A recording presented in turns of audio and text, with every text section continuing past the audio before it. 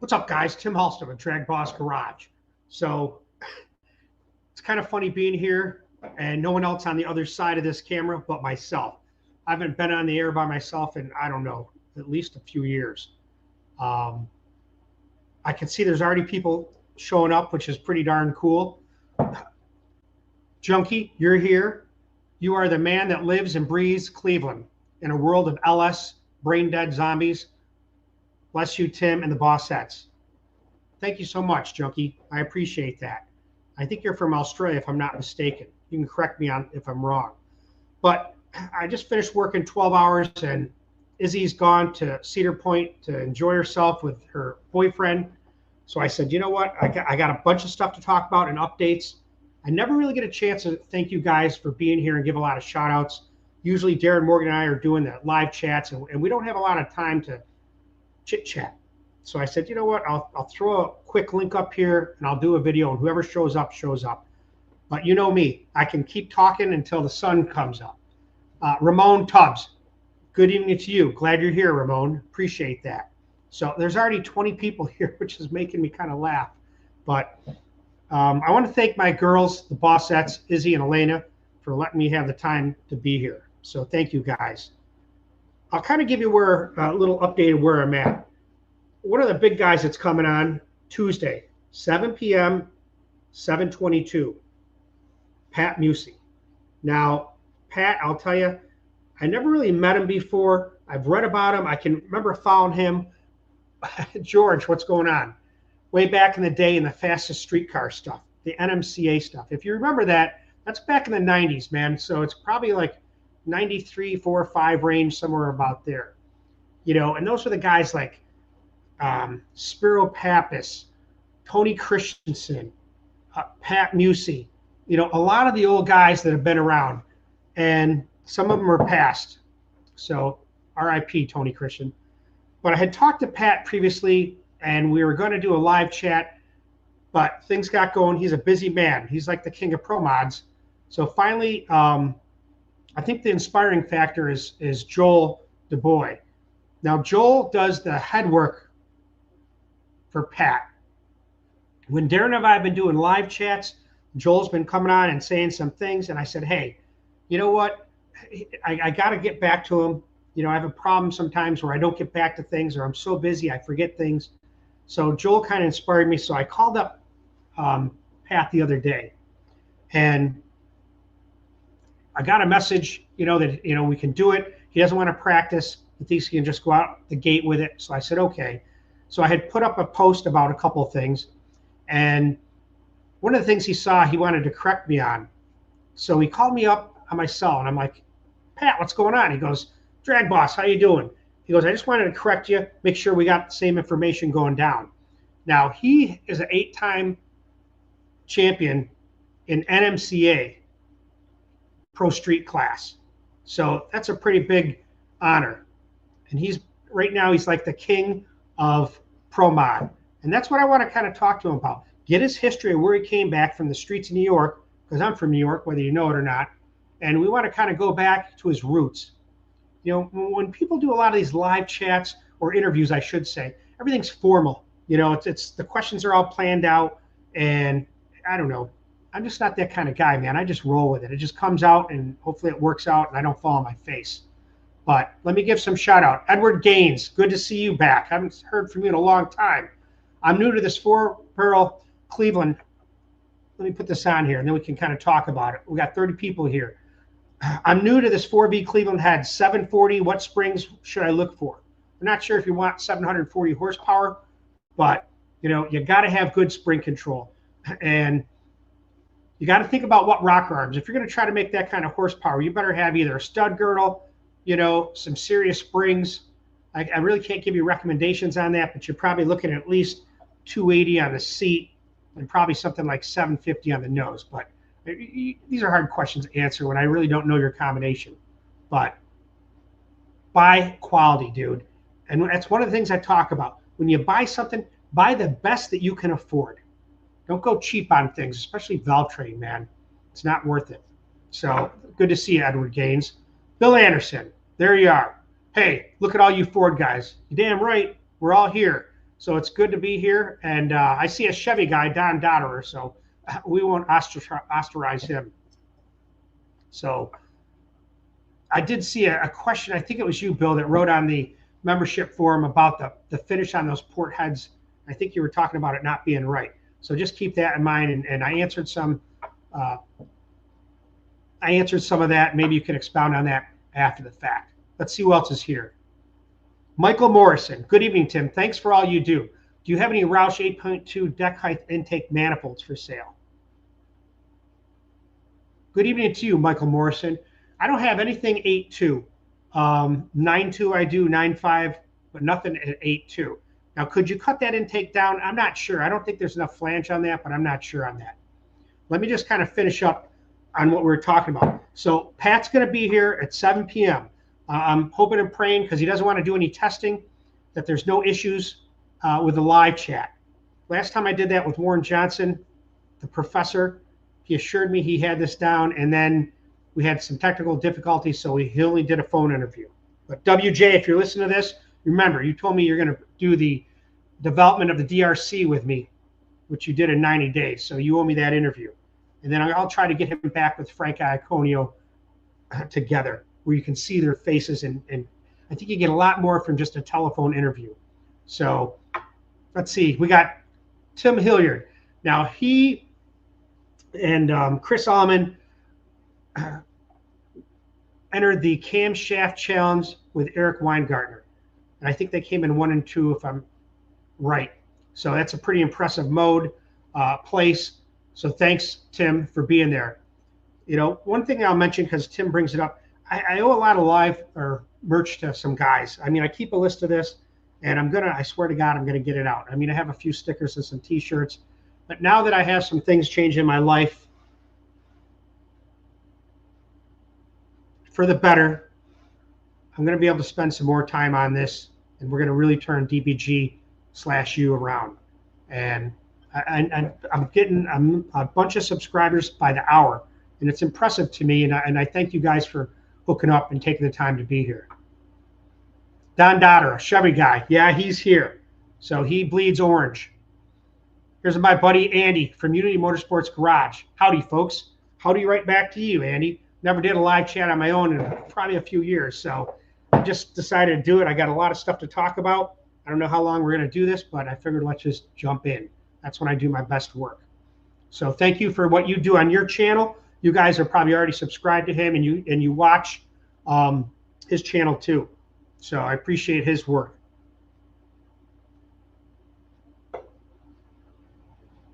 Ed Gaines, thank you. You're welcome. Just jokes. Got it. Okay, that must be what you mentioned on that port finish. It said, CD, didn't you live in California for a bit? Actually, I was born in San Francisco. And you can believe this or not, but I was left on a park bench when I was only a few months old at a state park, and I went into an orphanage, and then I was adopted from there. So I guess I lived in California for a bit. Tony Odo. Good to see you, Tony Odo. Look at right back there. You see it there, backwards on the camera. There's your dad's work right there, Tony Odo. That's that dry sump Cleveland that your dad built. So it's sitting there. That's going to be the next project. I think what I'm going to do is probably just get a dry sump set up for it, and I don't know, see if it'll start, I guess. It looks pretty clean inside. You know, Warren Johnson told me he would help me out with the dry sump aspect. And while we're talking about Warren, I'll give you a little update on him. You know, I do talk to him a lot, a couple times a week. I don't know. He's like I call him my dad sometimes, because it's just like that. If I call him real early, he'll say, "What are you doing? Just get out of bed?" And we have a great rapport. And like I had told you guys before, him and I are building a pro stock Cleveland based on that new Cleveland block, which is sitting back there in the corner. You can't see it. The block that I was going to sell, I'm making a video on that one about the oil galleys. But that block, the liaison in China messaged me a couple days ago and said, "Look, I got 12 more if you want them." And I said, you know what, at this point, I'm not going to spend any more money with tariffs and any other stuff. I got plenty for myself, and I've sold a bunch, and they're going to discontinue it. So Warren's going to build that engine block. It's a 4125 bore. Here's one of the plates for the heads. The head is back on the workbench. So we're going to run this with titanium valves. I don't think I'm going to do any port work. I'm going to do the work on the heads, kind of blueprint them, I guess, see what they are for specs for runner volume, combustion chamber, and then I'm going to flow them at APD, which is going to be my first job of flowing any cylinder heads. So thanks, Tony, for bringing that up about Warren. So I got P1 sponsoring me with the hardware, although he said the hardware in those blocks are adequate. I'm probably going to just get new stuff so I don't have to worry about it. So let's keep going down the list. Can you update on that? I was referring to the shape of the ports. They didn't like Darren's ports. Well, they are like Darren's ports, believe it or not, Bill. And there's a topic that we're going to present because Darren, all of his port design is kind of based on this one topic that he got an epiphany on, we'll say. And it's been mentioned in some of the membership videos. We really haven't talked about it here, maybe briefly, you know. And once he found that design of that port allows him to make that air turn without changing the velocity and to keeping the air fuel mixture in atomization. And that's a key, man. That's key when that is turning a corner. Because like we say, air don't like to turn corners. So we may present that. DRC equals forgot. Okay, DRCE, I don't know. We'll figure that out, CD. Run down the line. We got 44 people here, so thanks for being here. Your buddy Chevy ran close to 7 zips I saw earlier. Impressive. Okay, not sure who that is, but we'll catch up with you, Junkie, on that one.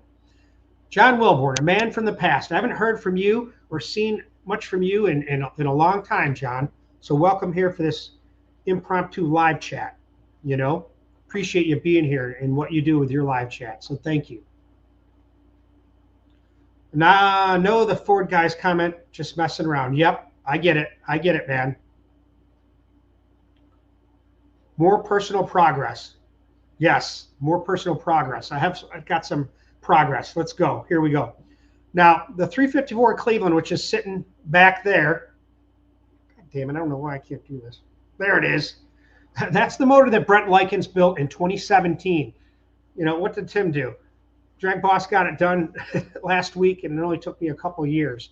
So it's all ready to put on the Mighty Mount engine run stand and get it fired up. As long as it fires up and runs well, then I'm going to get it to the dyno. And that's what I was talking about. I want to dyno that intake, that strip dominator that I had ported myself, my first attempt at porting anything.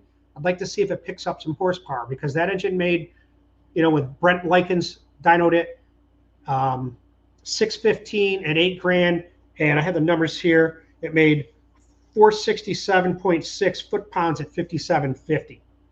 Now, the camshaft that's in that engine, I really didn't know much about it. I said that on the video that I made that I just kind of posted up. I made a short on that, and I posted the video tonight, which I haven't even got back to the comments. But that cam in that is Brent Likens' own design. Now, he had tested a cam before lunchtime, we'll say. That made 588.4 at 7750 and 466.3 that's 5750 foot-pounds. They changed the cam at lunchtime and picked up almost 30 horsepower, which is the one that's in there now. That camshaft is a 259, 267 at 050. It's a 108 intake lobe, no, 108 lobe separation angle, and the intake center line is 104 degrees. That's what it's in at. So the lift is 710 and 731. One of the things I always talk about with Cleveland's is you ain't going to go nowhere if that cam's in at 110. It's going to be a dog on the street. They need to have that advance in there. So think about that when you're building a Cleveland. Bill says, have you ever heard of the Ford Calliope? Yep, I have. And I got the original pictures of the molds they used to make that engine. I got a lot of pictures on it. I see they were bringing it back, and I was going to make a video on it. I don't know if I will. But yes, I've seen that. Ah, man from the past, Harry Garland. Good to see you. He's a Chevy man there. Hey, Tim. What's going on, Harry? Definition of DRCE. Drag Race Competition Engine, if that's what you want to know what the acronym is, DRCE. So there you go. AC, good to see you. Hey, Tim, I'm late, but I'm here. Hey, I was a few minutes early because I got tired of looking at myself in this video. I said, Jesus Christ, geez, I just got to start talking and see where we're going to go. So let me get back on track. So the 354 back there, the plan is to dyno it, see what I make of that intake, and see if I can pick up a few horsepower. So to see if my work that I did is making a difference. Then I want to do a couple other intake tests, like I don't even know what they are now, but you know, maybe a torquer, maybe one of the Ford Motorsport intakes. I have one of the Australian intakes I want to try, and then I want to finish up with a tunnel ram, probably a pro stock tunnel ram with the 2 dominators. I have the Holly dominators that from back in the day that have been rebuilt, but with my association with APD, I kind of like their carburetors, so I probably put on a couple of their billet Enforcer 1050s and see, or change the carburetors, test them with the Hollies, and then throw on the billet Enforcers. That's the kind of stuff guys like to watch because it's kind of easy to do and it's kind of fun to see what the results are. Which brings up another point. I'm going out to APD to make a continuation of the air bleed video, and that's going to be 7/22 Tuesday at 2 o'clock, and then by 7 o'clock I'll be doing live with Pat Musey. So I have a busy day that day. John Wilburn, good to see you, Tim. I'd like to have you back on my live stream sometime soon. It'd be fun. Sure thing, man. I'm always up to talking and flapping my jaws because I can do that pretty well. There was a bunch of people here. We had 44 people. I see we're down to 37. So maybe I'm flapping it too much. It is what it is. That's why I named it this. Now back to that Cleveland. Brent Likens had talked to me, and he said he would like to come on and talk about camshafts. I'd also talked to Daniel Powell actually probably 6 months ago, and I failed to get back in contact with him. I just saw a video with Just Mopar Joe. They were talking about the distributor gear and the oil pump drive, and that was pretty interesting, and that kind of lit the fire back up. So Daniel Powell's on the list to call. So I'm going to talk with Brent and kind of see what he wants to cover versus what Daniel may cover, because I don't want them covering each other's stuff, so to speak, or take away from what they have to say. So if I can coordinate that, that'd be awesome. So Brent, if you're watching this, I appreciate you being here. Let's see. Carlos Rodriguez, what's the highest compression ratio you can run the Cleveland on E85? You know, that's a tough question to answer because I don't have a lot of information on E85, but I can tell you that you should be able to run 12-to-1 without a problem. And in fact, if you're really good, you could probably run high octane pump gas with close to 12-to-1. So they say, but I mean, things have to be optimum. You know, as far as the timing curve, the cylinder heads, the quench, all that stuff has to be right on in the pistons that you're running. But I think you can run 12-to-1 without any problem with 85, probably even bump it up a little bit. You guys that might know, in fact, Unity Motorsports, Andy's on here. Maybe you can throw on some word on that, on your experience, or anybody else with the 85. But I can tell you can run at least 12-to-1 without any problems, maybe even 12.5-to-1. It was Pat Musey, sir. Okay. Not sure what that means, Junkie, in reference to, but let me see if I can look back quick and find out what you're talking about. Don't see it, so we'll pick that up on the flip side. And then he's talking about Tunnel Ram Mafia. Now that sounds like Andy from Unity Motorsports Garage, because I saw a video where he was talking about that. So give him a shout out. I love to hear that kind of stuff. I think I've never ran a tunnel ram on a street or anything. And I mean, it's so intimidating to me from being a kid back in the day and seeing the magazines, Carcraft, Hot Rod, you know, Popular Hot Rodding. And then you had the Ford magazines, Fast Fords and Mustangs. And then I can't remember the premier one right now. It slips my mind. But seeing an engine with a tunnel ram and 2.4s was, man, I want that so bad. So now that we've changed some plans with that Mustang, and Izzy wants it and wants me to build it. And she said, Dad, I want to drive a Mustang to school with a tunnel ram and 2.4s. Can you do it? I said, well, hell yeah, we can do it if you help me. And she said, I'm in. So that's our plan with that. So we'll see where we come. Now, back to that question on E85 someone asked. Here's what Andy says. I've ran 13-to-1 on E85 butt. And there it is, the butt. You got to make sure you got the optimal timing curve. You got to make sure that you got the right quench chamber, the cylinder, the pistons. You got to make sure all that's up to snuff, I think, before you get to 13-1. But there again, not a pro. Comment if you can. Now we're back up to 50. Welcome back, guys. So one of the things I said on our other live chats is, you know, I'm not one of these kind of guys that say, make sure you like and subscribe. I'm not into none of that, because I'll tell you, I really don't care. If you don't want to be here, don't be here. You don't want to like it, don't like it. You don't want to subscribe, don't. I'm not worried about all that.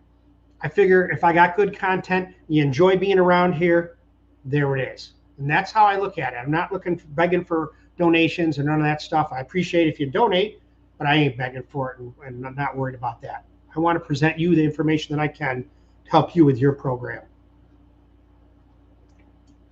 You could tell I'm amped up on Red Bull because I work 12 hours, so I'm kind of burned out a little bit. Let me see what we can get to here. I'm going to go back because I don't want to miss people, and I ain't no rush. So we'll go back to that. There you go, Carlos. There's some more answers. Now I see some more. We'll kind of just keep that in mind. The intake, that intake looked nice inside, smooth transmission or transition. Thanks, CD. He's talking about the intake manifold on that engine right back there. So look, I did the best I could, and when I was done, I looked at it after I talked to Darren. I could see that there's probably another 10 or 15 hours worth of work. What am I going to get from that? Darren says you probably ain't going to get nothing that you're going to notice. But then again, you don't know. And that's the hook when it comes to porting cylinder heads and intakes. It is kind of a hook because it's almost like a drug. Once you start grinding and seeing the transition and seeing the way things are coming around, it's like you want to do more, and the tunes are going, and it's just you get into it. So who knows? I may take it off, port it, and dyno it again. John Kyle has become a very good asset to me, hooked me up with carburetors. They have a dyno there. I can use his shop anytime, so thanks, John, for helping me out. He's getting the flow bench hooked up for me, so I have that to use. And the dyno, he said it's there. You just got to figure out what headers. And that's the thing about Fords. You know, they have primarily Chevy stuff, so the headers themselves can be sometimes problematic. I want to give a big shout out to Denny Weindorf. Denny's been a Cleveland racer since the 70s, man, in super stock. A lot of you guys may know him. He mentioned on one of my videos on the 354 about those JR headers. He said, Tim, listen, I got a pair sitting in the garage from 1976. He said, you want them? I said, hell yeah, I want them. He said, he sent me some pictures. They got a couple dents on them, but he said they're great. And I looked at them, and they still got the back black paint on them. So I'm going to pick them up. They may even better than the ones I want. The JR headers are badass looking. They're very symmetrical, but they do hang down quite low. But they're a 2-inch primary, and not a lot of Cleveland's had 2-inch primary factory type headers, or, you know, from like Heedman or Hooker. Actually, Heedman had a Hustler set that were 2 1/8 with a real flat bottom collector. Tough to find. So I'm going to pick those up. Let's see what Turbo. Now, I've seen him on our other live chat. This is Turbo's Welding and Repair. Good to see you here. I can tell you one thing about E85. It smells terrible. I've never smelled E85, but I smelled Q16, and I'll tell you, I'd almost wear it as a cologne if I could stand it long enough and not burn my skin. I don't know what it is. I like that smell. My kids love Q16. They're like, Dad, can we smell that? I said, easy on smelling it. We don't want to ruin our brain cells with that. But I do like the smell. But E85 probably smells somewhat like methanol, maybe. We talked about this, what Andy said about E85 at 13-1.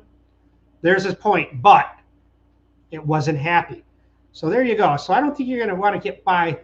So stay below 12.5, and I think you'll be okay with that. We kind of know this, CD. It takes more volume of E85 versus gasoline. It's similar to alcohol, which is like, what, almost 2-1. So kind of think about that.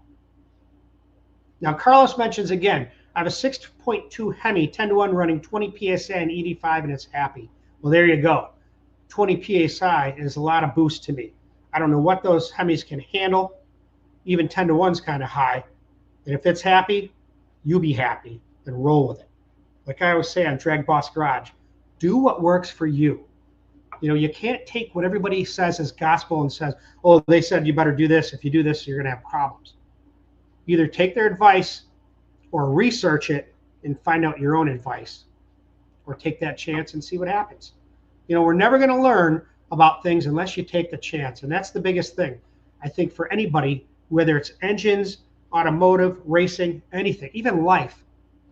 We as humans are used to routine and habit. We never want to go outside that box. We drive the same way to work every day. We drink the same cup of coffee every day. If you drink coffee, we do things the same. And when it comes to change, people are afraid of it. And I'll tell you, you can't be afraid to leave a job and start a new endeavor. You never can be afraid of that.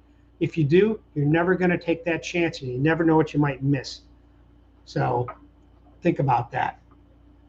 N2O Mike. Now Mike's he's got a Mustang and he races spray big time, man. I almost forget what size engines he's ran, but I think they're like 363 small block Fords. Don't quote me on that. But that man knows his spray, and it's a stick car, and that is a nasty sting. He said E85 is a miracle fuel, but if you think E10 is bad about storage, E85 is 8.5 times worse if it's forced to sit in a carburetor very long. There you go. That's a great example. You know, they say the same thing about Q16, and I only have familiarity with that. Right now, my Cougar's been sitting since May with Q16 in it. I don't even think I drained it out of there. You know, the only thing it'll lose is the oxygen content, and you may lose some horsepower with that.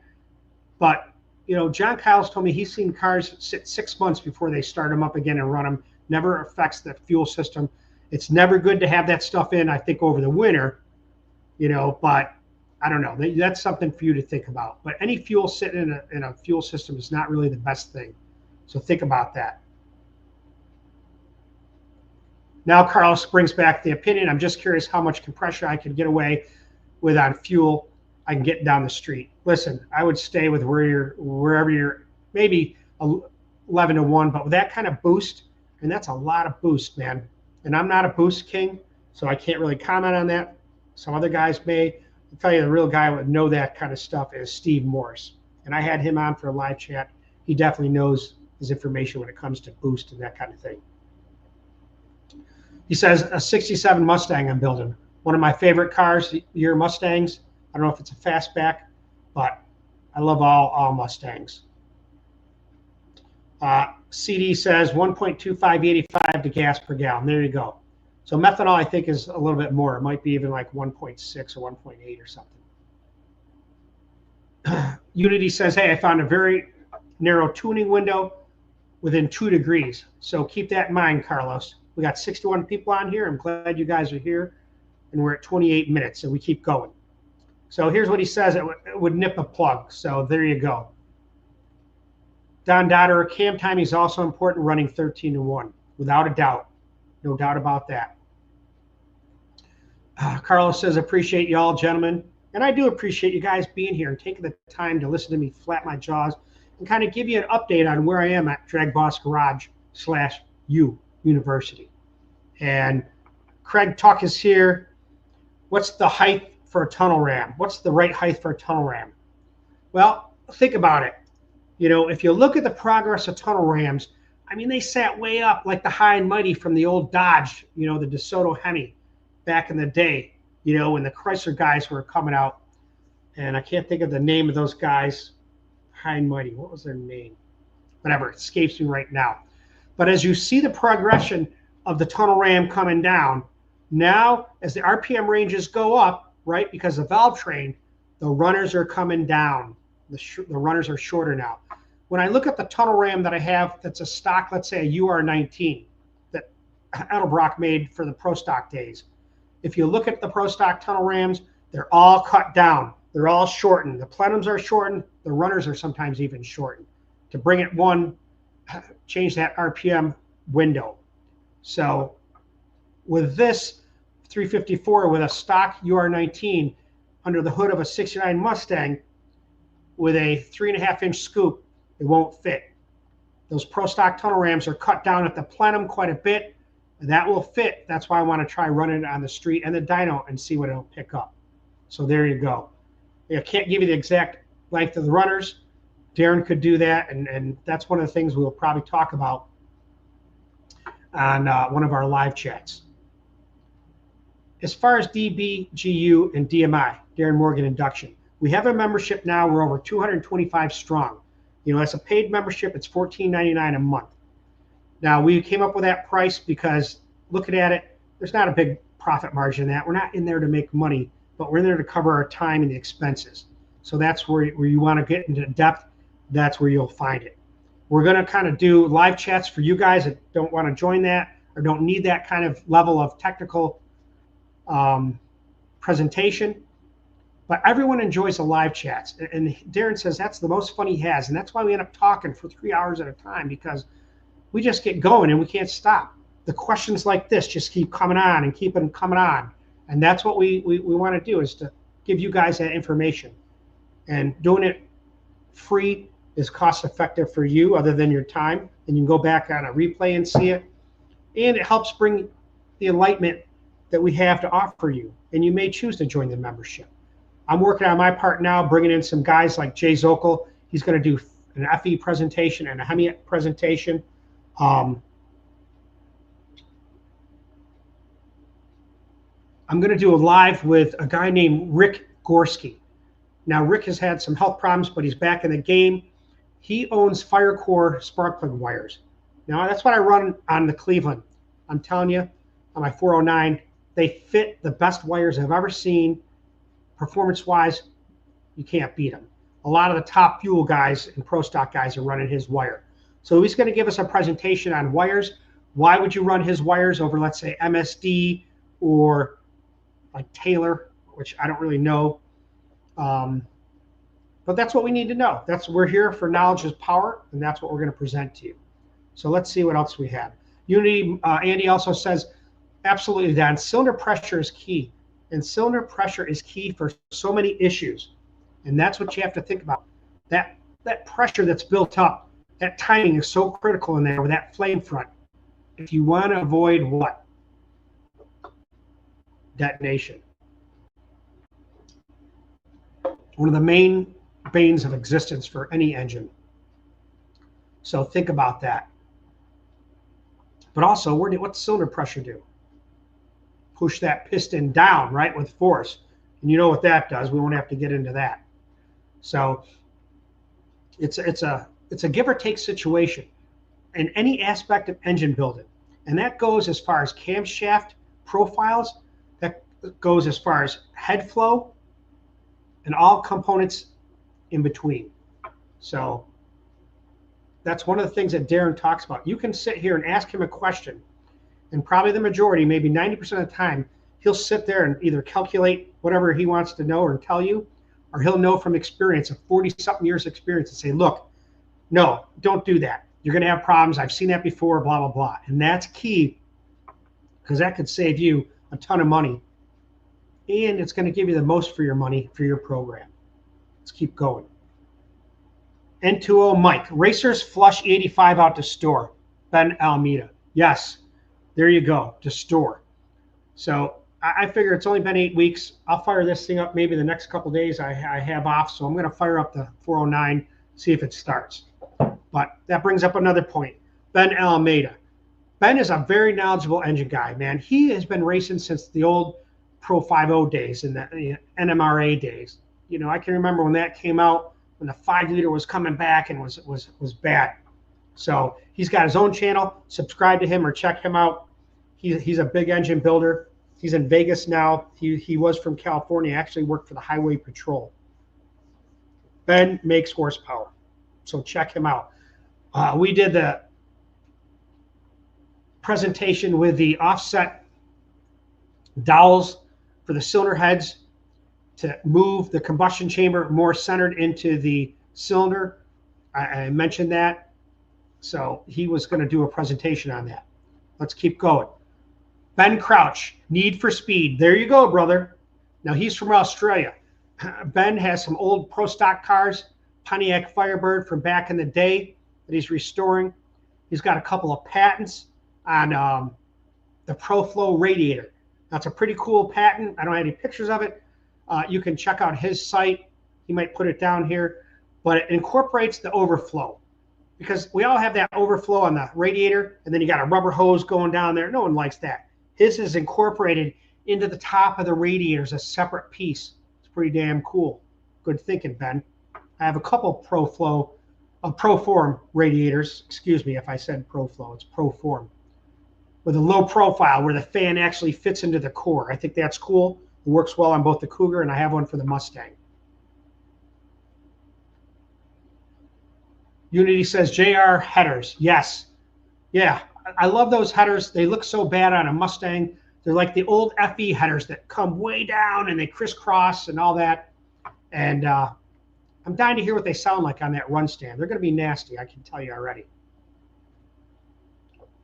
Are wet. I think he was going to say was are sweet. So luckily I can decipher that kind of jargon. Chris Stavro. Good to see you, Chris. You answer a lot of questions and do a lot of comments, so I thank you for being here. E85 creates formaldehyde. Second, the smells. But there you go. Well, you know what formaldehyde is.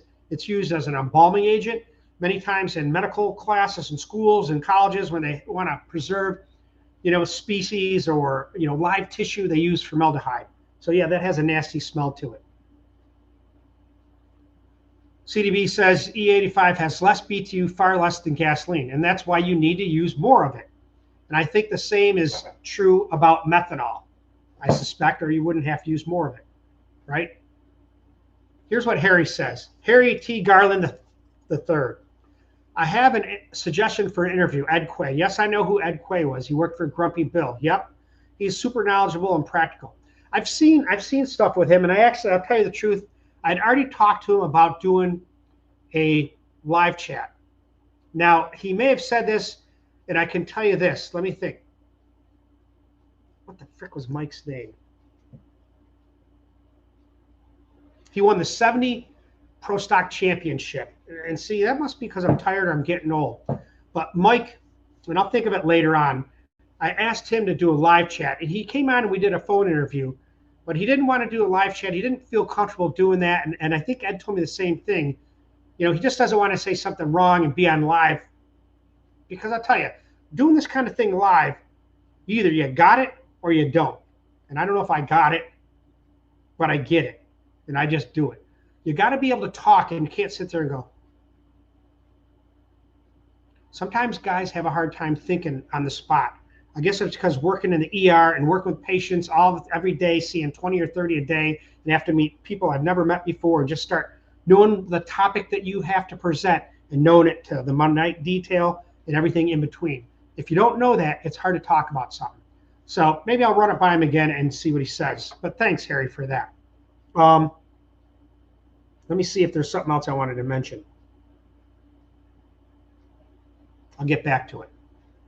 N2O Mike, Nitrous Mike. If they are smart and on top of things, they flush 85 as stored for more than a few days, but most street guys do not, then end up having to tear the cars apart. Yeah, I'm a lazy racer. I really am. I like to go to the track and not touch anything. I like to unload it, race, make a few passes, and that's it, and load up and go home. I don't like to tune and mess around with it. I guess because I'm 60 years old and I'm lazy. To me, just to go racing, damn, is it's hard. It's a lot of hard work. When you think about loading the car up, loading all the tools, unloading it, going over it, doing it again 4 times, it's a lot of work.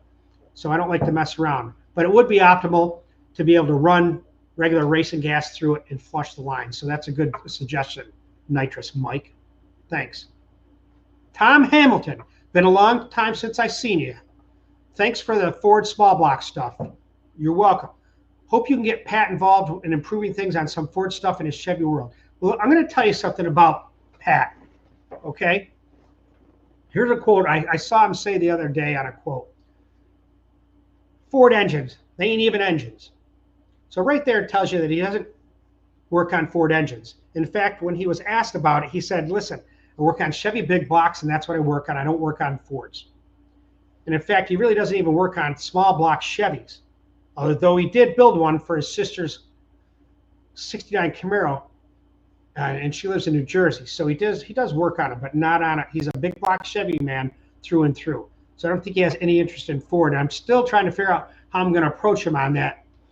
and bust his ass a little bit on that. So thanks, Tom. Carlos, I just couldn't compare a Gen 3 Hemi with a Cleveland chamber. I just couldn't compare it either, because I really don't know what the Gen 3 looks like that much. You know, it's got to be a Hemi, or they wouldn't call it a Hemi. But it's probably not the true Hemi like we remember from, you know, like the Top Fuel type. It's got probably a more of a semi-Hemi maybe. I don't know. You guys can comment it. But I can't comment with that other than this. The most efficient combustion chamber out there is a Hemi, right? We all know that. A Cleveland is a pretty damn good cylinder head. In fact, it's the basis for the Pro Stock heads that they have today. And we know that because it's a symmetrical port. People always say, oh, it's the same as a big block Chevy. No, it ain't. I get tired of hearing that. I made a video on that. The big difference between a big block Chevy and a Cleveland is what? Symmetrical ports. Big block Chevy is asymmetrical. They have a good port and a bad port. A Cleveland is symmetrical. Not saying it doesn't have a great port and a not so great port, but that's the key difference. Remember, when you have a wedge with the valves like this, as you rotate the valves, you increase the RPM range of the engine.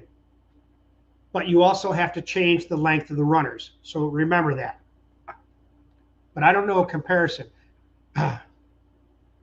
And while I'm talking, because we ain't no rush, it's 10:14. One of the things that Darren and I want to do, and I think it would be really beneficial for you guys, is we want to do start doing a video series, whether it's going to be on the membership only, or we put it there first and then provide it to DragBoss Garage.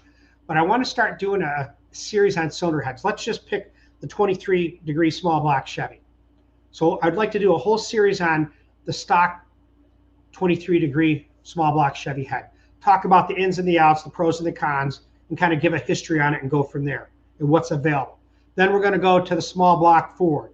And then we could do, you know, the small block Mopar, the 340, 360 stuff. And then the big block Mopar. Something like that, and kind of categorize them into that informational status. I think guys would really benefit from that, and I think that video would go over tops, man. Would you get as much power out of a natural aspirated Cleveland? As far as a Gen 3 Hemi, I don't know, man. I probably would say no, just because of the technology. I mean, if you're talking about, you know, a naturally aspirated old school like what I'm into with carburetor and that kind of stuff, I just don't know. I would think the Hemi would have to have the benefit over there, especially with a Cleveland with a port exhaust, the port exhaust that they have as a factory deal. You know, that's why they made these port plates, right, to cut off that, because those ports were made to fit into a 60s muscle car, Mustang, Cougar, with a shock tower. So they had to cut that off. You cut that off and put this port plate, Darren told me you can make 100 horsepower with the right combination right off the bat. I think you can make it easily 80, 60 to 80 with minimal changes, and he said 100. So there you go. I don't think it's going to make as much as a Hemi, the way that sits. There it is, Mike. See, I was right. 363 on nitrous. I remember some things. 150 on the throttle switch and another 100 on the button 4-speed. So put down what that thing was running. I thought it was running in the 9s. Maybe 960. I just can't remember those numbers. Tim Hilliard from Optimum Performance. Now I'm going to tell you something. You should check out Optimum Performance. They make a lot of stuff for Mustangs.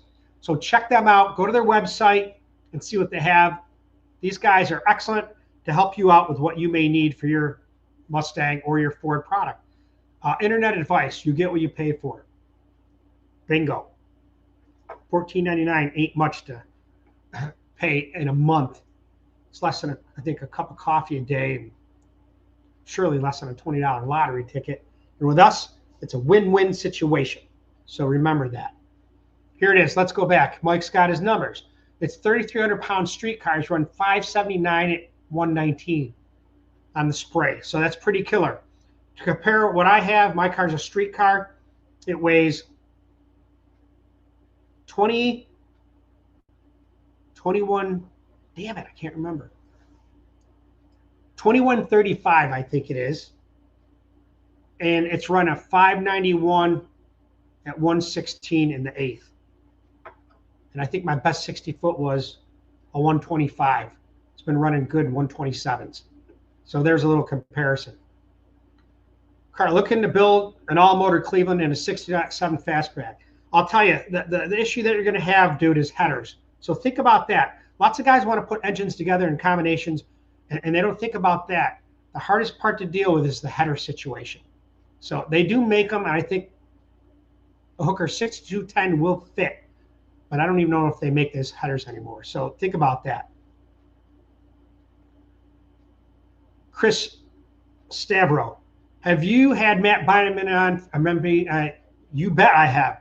And I'll put a link probably in the description. But yeah, Matt's a good friend of mine, so to speak. I don't talk to him every day like Warren Johnson, but we do talk.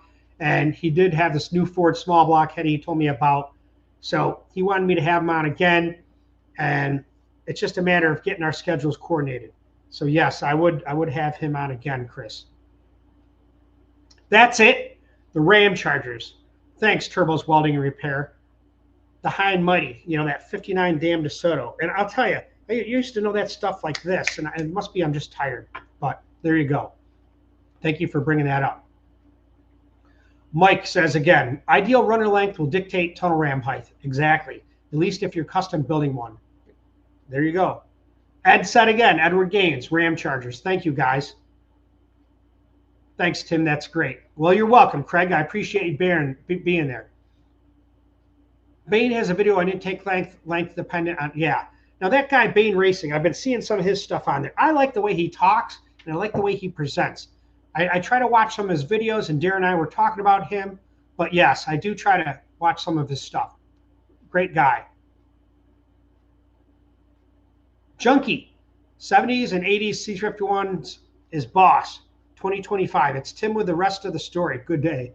Yes, that's one of my key things now for the rest of the story. Just like that Tony Odo engine back there. I was originally thought it was a Roush motor, but it ended up being a Tony Odo. And I appreciate you being here, Tony. Actually, I'll tell you what Tony just sent me. He just sent me a set of A3 heads that had some porting started that never were finished. And I don't know if his dad started it, and a brand new motorsport intake that was to match them. So thanks, Tony. I appreciate that. Yes, Andy, FireCore is the best wires on the market. And I'm telling you, the thing about FireCore is you call Rick and you tell him what you're working on, and boom, he can send you a set of wires that are custom, and they fit like a glove. There you go. Don Dotterer, just one DMI live chat can be worth 14. I'm telling you, it is. It surely is. And I've been working on that, making some... Well, you've seen them. Some of my shorts are from that, and that's what I'm working on doing, to try to put it into, I call it Bill Fioretti. I haven't seen him on here, but big shout out for you, Bill, if you listen to this. We call them appetizers because guys have a short attention span. I think the average attention span is about 3 minutes. A lot of things, maybe 3 minutes for some guys, but that attention span is for data. After that, it's either something they really want to watch or they're not interested and they flip to the next video. And with YouTube, for maximal, I guess you could say revenue or you know, playing time or watch minutes is 8 minutes. If guys will watch it more for 8 minutes, it makes a big help to your channel. And likes do too. All that gets it into that algorithm. And I've been watching the analytics and watching how my channel, it's growing like crazy with subscribers. I think I'm almost at 28,000. I think I'm 27,780 or something. I picked up like 40 today. And you get into the algorithm, and that's when your videos are presented on your feed.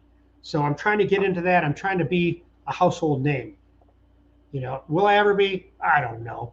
You know, and like I was telling with Darren, I said, we don't care. It's going to come to us.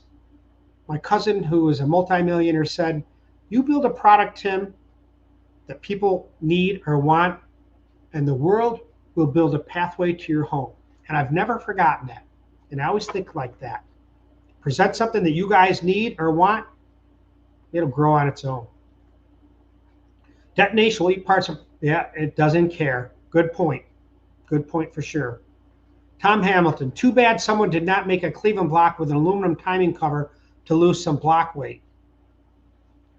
Yeah, I get what you're saying. I'll tell you though, I really like that. That is the key. That's one of the keys that make the Cleveland what the Cleveland is. So yeah, you know, the main reason they did that is because I guess there was a lot of leaks with a Windsor style. I know I've had some Windsors. Actually, my original Cougar, my Cougar had a Windsor. It's sitting over there in the corner. It always leaked down the intakes into where the water, the timing cover was. So that's why they changed it to alleviate leaks, less parts being made, like have the timing covers made.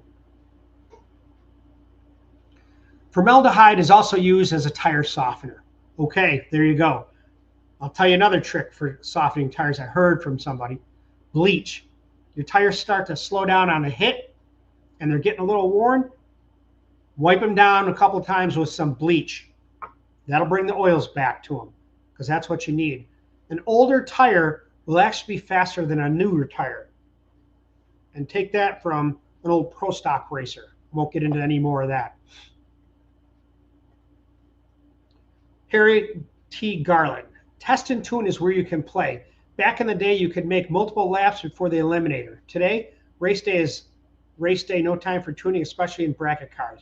Good point. One thing I will tell you about where I race, Summit Motorsports Speedway, Raceway. I'll tell you, it's only 20 minutes from my house, one of the top tracks in the nation.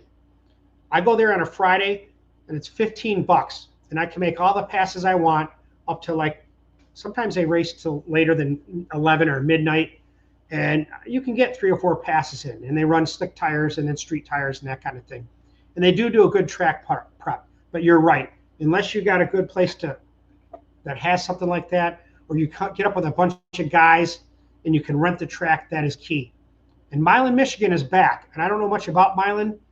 A lot of guys may race there, but it'd be good to put up a DragBoss Garage race day and rent the track. I've thought about that, trust me, and getting some guys involved. So that's not too far off, maybe in the fall.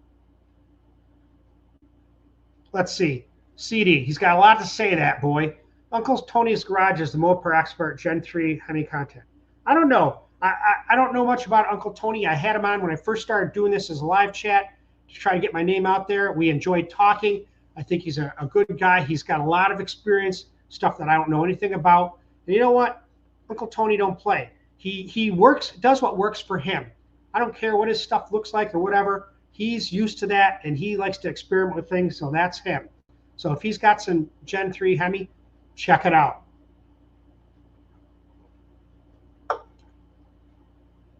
What, Harry? The in-depth cylinder head look, there you go. I'm telling you, it'd be key. A lot of guys would love to hear Darren's opinion on all the different style cylinder heads.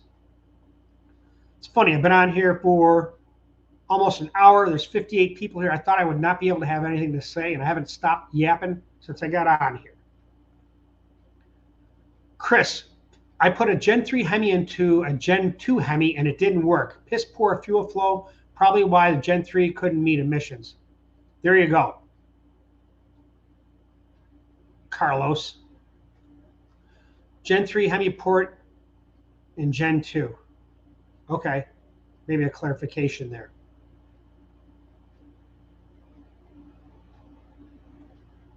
Tell them your quarter mile stats. I'm not sure who you're talking to. Me? My car's running best at 932 at 143 and some change. Best 60 foot, 125, eighth 591 at like, I don't know, it was 116 or something. So the last couple times I went out, you see I had some fuel issue problems. I actually called Warren Johnson, sitting in my car, was talking to him about it, and because I didn't want to change too much. And he said, look, do this, and that actually worked. So I'm ready to go back, but it's so damn hot here in the 80s and 90s. I don't feel like standing around sweating my ass off. So I said, I'm not going to go until the fall, but I'll tell you, it's going to run a 920, no doubt. AC, what's going on with your engine run, your engine test run stand? I'll tell you what's going on. So I got the engine test stand from Mighty Mount. We found out that it's an engine build run stand. So you can build the engine on it and then convert it to the run stand. Well, it doesn't work good in my particular application with the bell housing aspect, with the way the Fords are set up. So I had to kind of jury rig it. Now I had talked to them, Mighty Mount. They bought the company. They're from Wisconsin. And I did the research they wanted. I wrote them all the stuff, and they were going to get back to me with a new redesigned stand and then send it to me, because I'm not sure what I'm supposed to do with this other stand. But then actually I never heard back. I had texted them, and then I never heard back. So with everything going on, I just haven't got back to them. But I'm going to put it down right now, Mighty Mount, because AC, I'll get a hold of them tomorrow and see what they have to say. Because I'm telling you, it's one killer stand. It's got all the options you need. So I'll get back on that. Cross rams were weird looking. Yeah, a lot of the cross rams were, especially the Chrysler stuff with that 413 wedge with that crazy cross ram. You know, those runners were so long. But yeah, thanks, CD. Tim, I thought your Cougar, actually, Junkie, my Cougar used to weigh 34.95. And then what I did is I cut out a lot of the front, and that's why it sat for 3 years, and put in a custom rack and pin unit, and changed the control arms to Global West stuff with tubular A-arms, and changed a lot of stuff, cut out some of the front end. So I lowered it down, and it was 21.35 with me in it. So there you go. That's why it doesn't weigh what it did. Bain mentions Darren often. Yes, I've seen that. His videos are like a science channel. They are, you know, and that's the way we approach stuff too. You know, there's a scientific method in medicine or any biology. You know, when you follow things a certain way, you come up with a thesis or a theory, a thesis, and then you work it out and then present the problem and the solution. And that's how we look at it. And then actually, Darren messaged me over the weekend. He spent some time with some of the producers for the Performance Expo guys that have Joe Costello and Lake Speed on it. Spent about 2 hours with him, and they have some ideas that we want to do for our shorts, you know, where you present the problem and then the solution. And guys like to hear that. So yeah, you got to do things scientifically. And that's what Warren Johnson told me the difference between him and Bob Glidden is Bob shot a shotgun and worked his ass off 18, 19 hours a day to solve a problem, whereas Warren looked at it scientifically and went methodically. Now, they both got great results, but it's different how they came about. So let's see. Robert Bray. What's up, Robert Bray from North Carolina? K1 kerosene. Not sure what you mean by that, but maybe running the engine on that after you have Q16. I don't know. He's a man from NASCAR country. Carlos Rodriguez. Sorry, I didn't mean to confuse you, Tim. I didn't mean I want to match the Hemi in power levels. I just want to know your thoughts on how much power you can make on ED5 100 with a 408 Cleveland. If you're talking stock heads with 85 and optimal, with that compression ratio of about 12.5, I suspect, you should be able to make about 700 and I'd say 720 with that. That's what I think. You know, at 13.3 with me, but I don't have stock Cleveland heads, I'm making, you know, 775 optimal with a 4,500 carb, 4150 and 769 horse. You see what it's running. So the Bob Glidden, in order for him to run the numbers that he ran with his Clevelands with the high port heads, Larry Moe, who does a lot of the engine program analyzers, again, I can't remember the name because I thought of it too quickly, but we figured out what he made on his 79 Mopar, and his Cleveland made similar. Those old pro stock engines for the Cleveland and the Mopar, they were making about 825 horsepower at the flywheel, maybe 840. So that's about what they made, and they had these high port heads. So think about that. We'll put that in perspective. Figured compression ratio would be a limiting factor. Right. You got to remember, like Andy from Union Motorsports Garage said, watch out for 13.1. He was having issues. So don't bother. Stick with 12.5.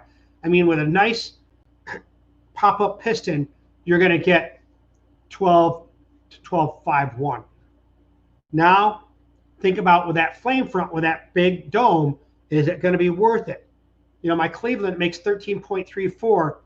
It has a tiny 15 thousandths dome. You can barely see it. Remember, flat top is better for the flame front. You know, you're not having that dome that it's got to get around and causing some issues in there, potential pre-ignition type stuff. So, Chris Starbo, good night, Tim. Appreciate your channel. Thank you, Chris. I appreciate you being here. And in fact, I think I even see here that you joined DBGU/DMI. So we appreciate you joining us. Check out all the videos I've already posted on there. So thanks, Chris. My 496 low power big block runs on Ave gas 100, and it's just 10 to 1, and that's just where it's happy. Question is, do you even need to have Ave gas at big, 10 to 1? I don't know. I heard Ave gas runs hotter than some of the race fuels, and there's some issues with that. Some guys may comment on that. I really don't know. But if it works, it's working for you, stay with it, brother. Let's see. Apparently, Mighty Mouse sent you an engine and test run stand built for a Chevrolet. Maybe you should have them send a dummy block for setting it up. They did. They did send me that, and that's the whole issue. You're right. So not a big deal, but we'll see what they say. I'll call them in the next couple of days because I would like to have one that's kind of Cleveland specific, just something I wouldn't have to go through putting the bell housing on, putting straps on it, and dealing with all that because it had a nice setup, man, where you could just rotate it around after you build the engine. Junkie, Kiwi Customs and Classic #1. Uncle Tony's is a loser. Don't insult Tim with Uncle Tony's Garage. Don't get what you're saying, but I know Kiwi Customs and Tony do a lot of stuff together. You know, I'm just, like I said on the live chat with Darren, I'm just a different kind of person. I approach things different, maybe more scientifically, like with Darren. Maybe that's why we get along. And I'm going to be honest with you. I'm just going to tell you right from the get-go. I do not like junk. I'm not a junkie type person. I don't like to use junk in builds. Now, I don't have a problem building something from used parts. I mean, I want to do that. I have all these used parts. I want to do that. But I'm not a proponent of just trying to push junk together and see what happens. You know, when you start building horsepower and you start putting money into it, I hate to see some guys blow up or have problems because they're using inferior parts or something that's already at its, life's end. So think about that.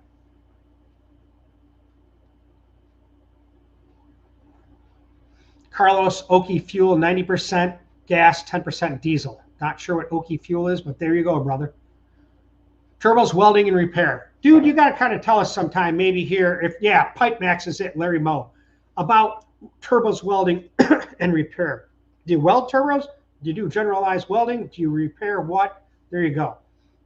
I think the idea is that you can run higher compression with 85. The compression makes the power, not the 85. True. That could be a component of that. You're right. But I still think the fuel does make a difference in how it burns. But I'm not a fuel expert, so there you go. Tony the Tuner, good to see you here, brother. Have you ever gonna do any 85 or E90, Tim? You know what? I've never done any of that, but that's the purpose of this channel. I have all this engine parts. I probably have enough to build probably 5 or 6 Clevelands, probably more than that. Not every complete engine, but that's what I want to do with these parts is build different parts in different configurations.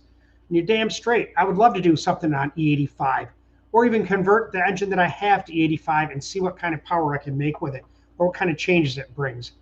Definitely would run cooler. Cleveland's have an issue with running hot sometimes. I think it's how guys build things. This here, 13.3, man, that thing will idle, I don't know, as long as I want it to and not get hot. It may get up to 200, but it doesn't overheat. And I think a lot of that is cam timing and cooling. You got to have the correct Cleveland thermostat because the way the water circulates through the block. And you need to have a good radiator shroud. We're going to keep going. Robert Bray says K1 kerosene for the rear tires. Now there's another trick, the bleach trick, K1 kerosene. When the tire gets kind of worn. These slicks I have now, I run a drag, sorry, I run a drag radial slick from Hoosier. I'm telling you right now, I've made a short on it. A drag radial slick will pick you off almost a tenth off your 60 foot. That's 2/10 off the big end. The problem is they either work or they don't. And a lot of it is how you get your traction set up. The way I have my CalTrack set up, I never mess with them. And I'm telling you, that thing hooks perfectly. But they get to the point they're worth probably about, I don't know, 60 runs, and they start to get where they're getting worn down on the wear indicators. So you can try kerosene or bleach, get a few more runs out of them. So thanks, Robert Bray. Tony the Tuner, we have great luck with a lot of combos up to 13.5 to 1. Well, there you go. There again, it's how you do it and how you tune it. Thanks, Tony. Pipe Max, yes, Greg Ertman, you're right. Larry Moe developed Pipe Max, and I mean, that is one of their premier engine analyzers. So he offered me a free subscription to that, and I need to take him up with that. It just comes down to me getting time. You know, I have a well-tuned combo with that 409 Cleveland. Head flow figures, dyno numbers, and now track results. So it'd be a good engine to experiment because we have everything about it. And Darren ported the heads and intake on that. So I'll tell you another one while I'm on the topic. You know, I have that 427 DragBoss block. It's at BS right now. I haven't touched it in 2 years. Things got busy here. I got a lot of life changes going on.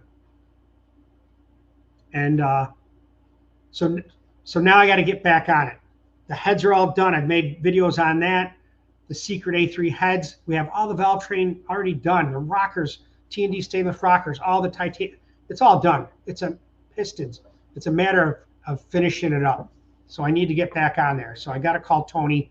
I kind of put him on hold now just because of everything that's going on. So Ryan Carmichael, he's a member of DBGU and DMI. So thank you for being here. Pipe Max, yes.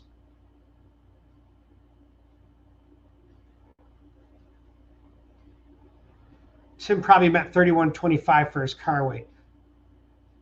You know what? You're right. You're right. It is 31.25.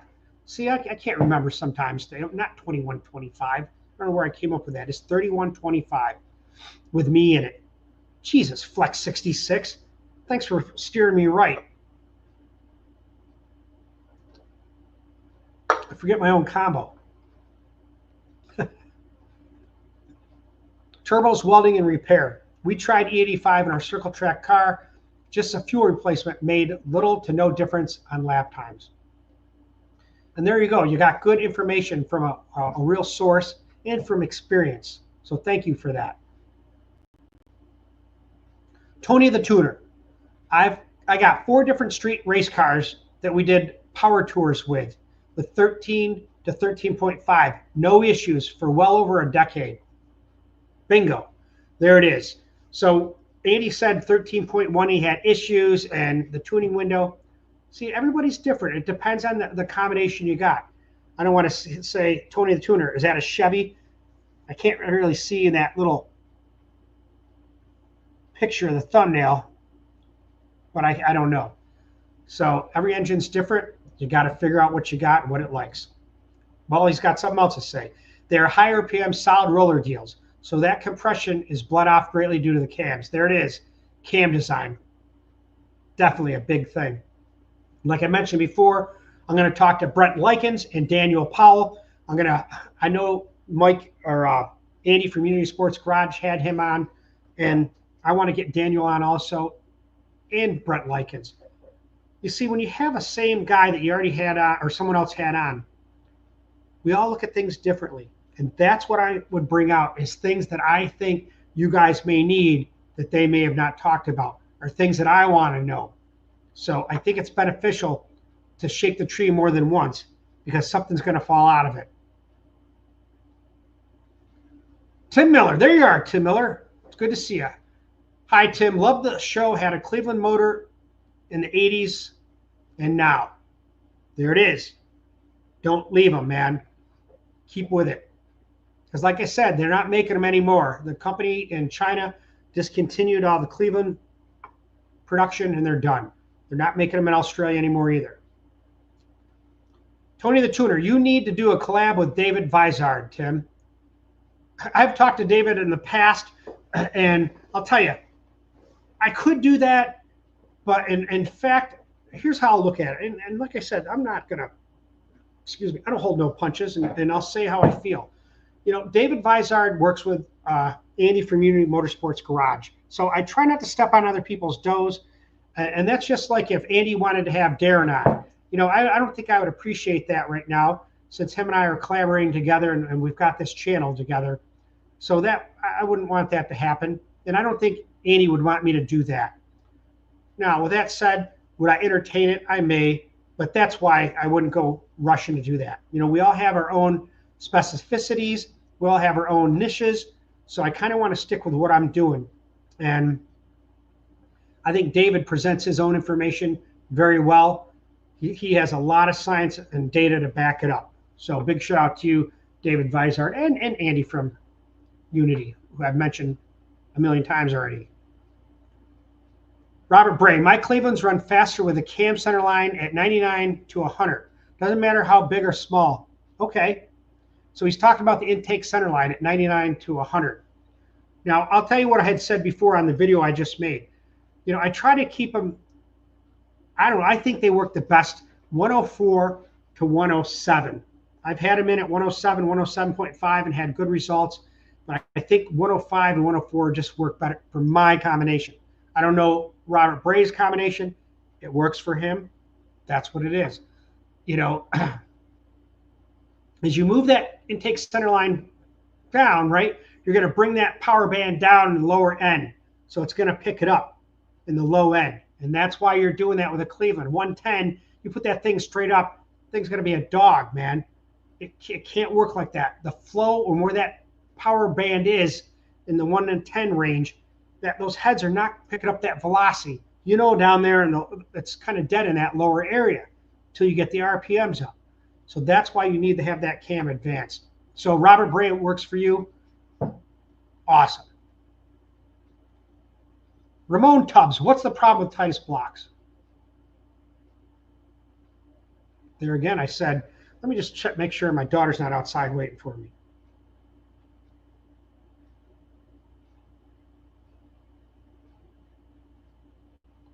Yes. She wants to know if she can grab something to eat, and I've been flapping for over an hour, so I said, yeah, we can do that. Here's the problem with Titus blocks. And I don't even know if it's a problem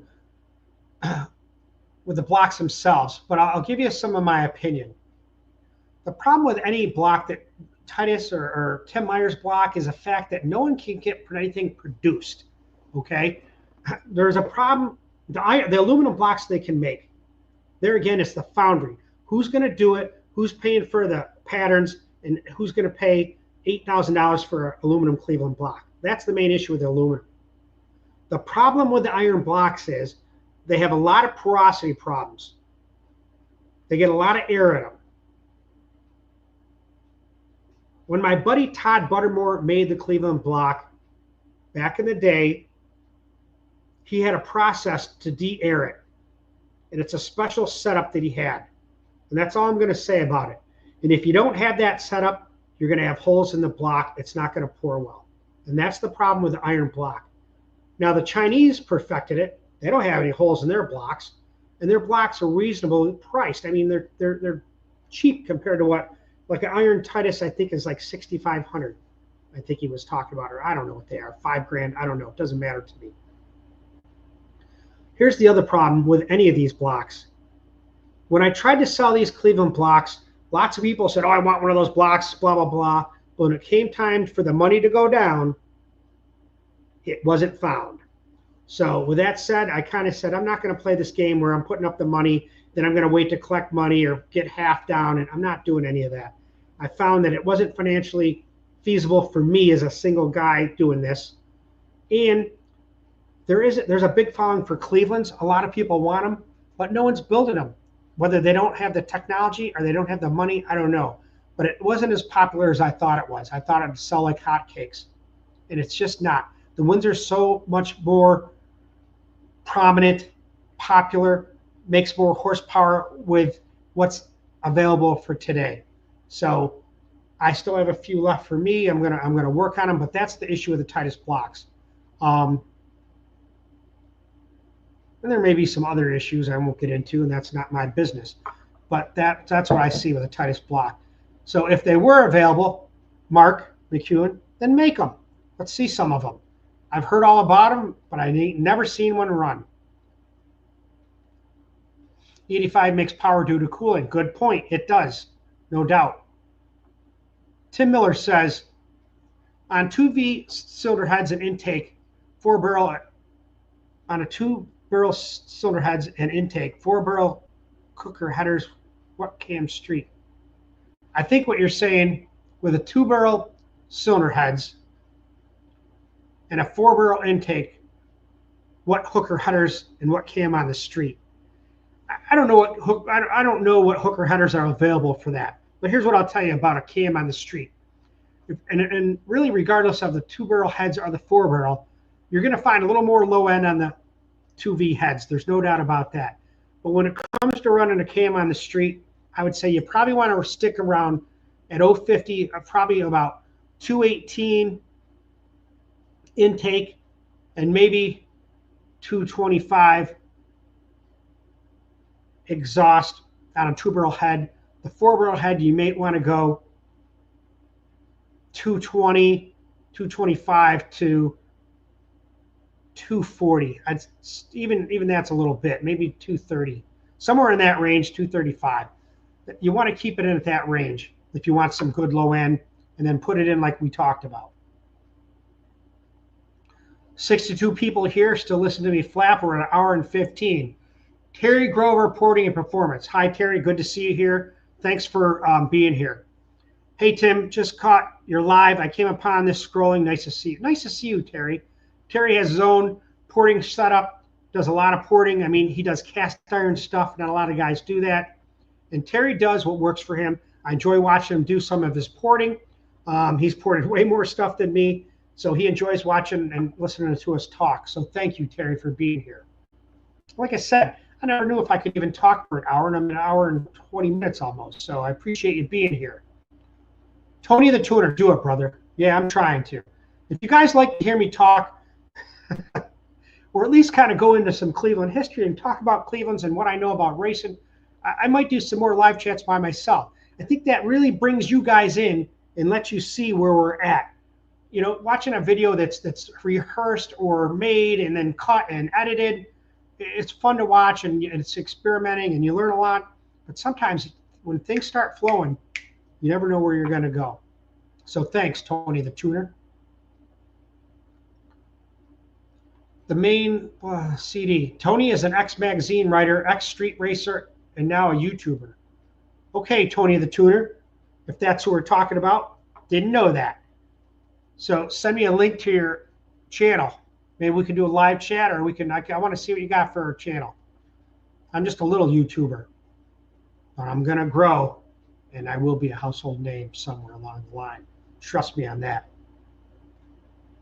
Carlos, at Tony the Tuner. That's what I mean. I would like to get as much compression ratio without going bang. E85 has been amazing in my Hellcat. I like to street drive my cars. There you go. So 2 things I'll say, Carlos. Either do it with making a flat top and cutting those heads to a small combustion chamber, or going with a pop-up and figuring out how you're going to deal with that flame front. Hey, it may work well. 13.1 would be killer. You're damn right it would. And 13.5 would be even better.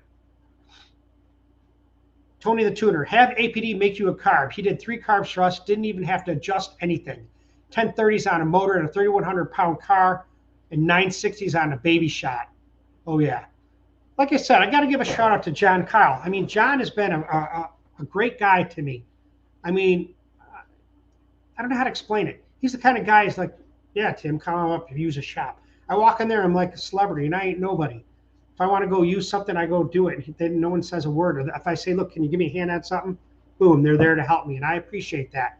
And we want to do that carb series. So I backed off for at least 4 months because I've been busy with a lot of life-changing stuff and things. So I'll talk to him on Tuesday and see what he says. He did make me a new 4150 billet carb for the Cougar. We're going to test it in this fall, in the next couple of months. I've been using a 25-year-old Pro Systems, 1,000 CFM. I don't even know if it's 1,000 CFM. I've been running it for 20-something years. I'll tell you, it's one of the best carbs I've ever seen. I never do anything to it, other than I've been having some stuff with the, I had some stuff with the floats, you know, with a float level. So I had to deal with the needle and seats. I made videos on that, but we're back in the game with that. And that's from leaving Q16 in there too long. So yeah, that's impressive stuff. APD is pretty big in Australia. So they do a lot of carbs. They send a lot of carbs over there, and that's impressive to hear. So let's see what, thanks, Tony. Remember about your channel. Nitrous Mike, N2O Mike. Pump 85 downfall is that it's blended with 87. Race 85 is blended with race gas, something I didn't know about. Very, very good fuel. Local blender was selling it for $6 a gallon, but raised it to $9 a gallon. So $9 a gallon, there you go. 9 times 5 is 45 bucks for a gallon, let's say, of this. Now, let's put that in perspective. For Q16, for 5 gallons, is 130 bucks. That's what I pay. AC, one of the design criteria for the 351 to Cleveland was to have a dry intake manifold, hence the cast. There you go. Thanks for pointing that out. I didn't point that out either. Good point. Name brand E85 is far more expensive than it should be. Yeah, there you go. Marketing. You know, everyone's out to make a buck on everything, which, hey, that's why we're in a capitalist society. So you can't put it down. The question comes down to, how much do you really need to make? And can you help out the racer? Now, I'll tell you this, the guys with the membership for DBGU and DMI, I'm working with Ed McClenamore, and he made the Assassin heads, and he works for a company. I won't get into the name right now, because actually I forgot it, but he's going to try to work up an offer for a discount for the guys with shipping and everything for DBGU and DMI. So I'm working on that, guys, for a benefit for you. I also put a benefit for them guys. I made a ring for my engine, out of my ringtone for my engine. I made a ring for that, and I made a small block Chevy ringtone. So those were free to those guys if they wanted it.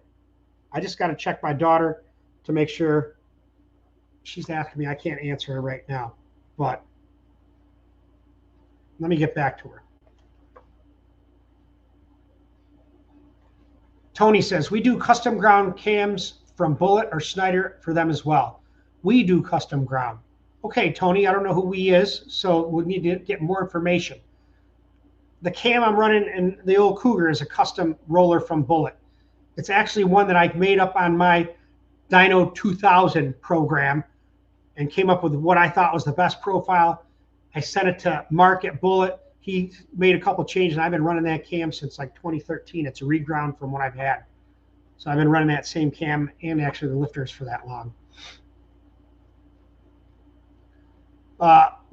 Nitrous Mike, the 15% of 87 octane is what keeps you from pushing the fuel super hard. That and winter blend can be 50. Yeah, F the winter blend. So yeah, if you're going to run 85 and you want to get into performance, run the race stuff. There you go. Man, we got a lot of talk about E85. Tony the Tuner, the 85 testers are cheap. We have no issues 90% of the time in Indiana and Arizona with bad blends. It's usually $2.25 to $2.75 a gallon. Jesus, dirt cheap. It's all about having that carb custom built, right? Wonder who that is, APD. No, Chevy 427 Windsor. No, Chevy 427. Not sure what W means. Oh, okay, I get it. No Chevy 427 Windsor. You're damn straight. Very good. I want to build a 427 Windsor. In fact, there's a brand new motorsport block sitting back there from back in the day. I think it's an A351, one of the first motorsport blocks. CD, I think Darren's heads are not a match for your cam intake. It was a package before. Right. Darren told me with the heads and stuff I got on that Cougar that made 775, he told me it's got way too small of a cam and it's got no compression. He said, and that's what he wants to do after this season. He wants to put pop-ups in it, get 14.5 or 14.7 to 1, and put a cam that he wants to put in it. He said we'll be making 825 or 840 right off the freaking bingo. So I think that's what we're going to do. He said, you're just not using what I made. And I'll tell you the truth. When we dynoed that thing, after I put all of his heads in intake, you know what that thing picked up? 1 horsepower. I was pretty disappointed. We put the 2-inch headers on that. Bingo, picked up 25 plus. And that's what it was. It couldn't breathe. So who knows? It may have picked up more with it from the previous headers, which were 1 7/8. But the definite, you're right, CD. It doesn't have enough compression, too small a cam. Tom, I would like to see you try EFI in your Cougar. No doubt Darren and Warren could come up with some awesome injector location and tuning ideas. It would be awesome to watch them team up on your car.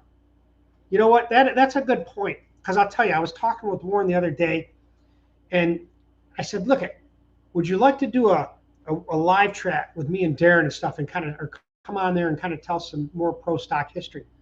He tells me a lot of pro stock history and a lot of things I'd like to talk about, but he doesn't. He told me not to talk about it and some of the things. I have to ask him. And I don't want to ruin our friendship or his trust because he's the kind of guy, if you say something that he told you not to, you're done. It ain't going to happen. So I don't want to jeopardize that. But one thing he said was, he goes, I said, we talked for 3 hours on there. And he says, Jesus, you and Darren got enough hot air to fill up an onion sack. And when I heard that, I laughed about it. But he's not against probably trying something like that. And I may do that. You got to give me a second, guys. My daughter's at.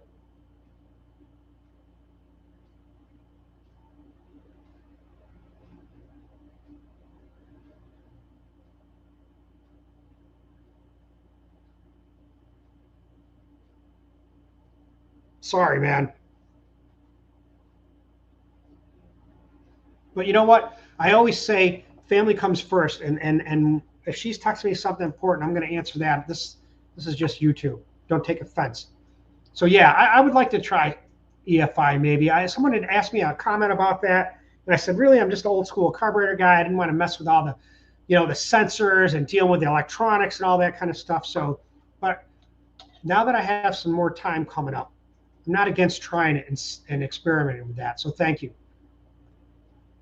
Are Titus blocks bad? Ramon, I mentioned about Titus blocks, and I don't think they're bad. I think they're highly overpriced. I don't think you're ever going to see an iron block.